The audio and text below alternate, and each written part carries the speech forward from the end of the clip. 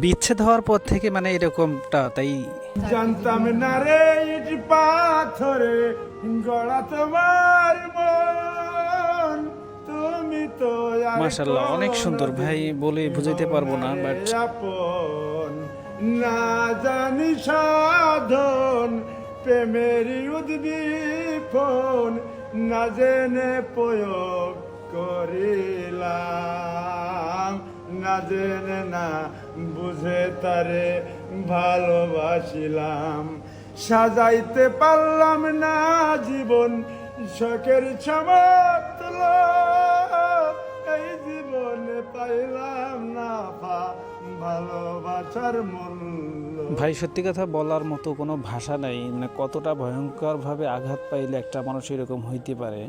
যাই হোক, সবাই ওনার জন্য দোয়া করবেন, উনি যেন খুব দ্রুত সুস্থ হয়ে যায়, সবার কাছে এটাই আশা করি। ধন্যবাদ।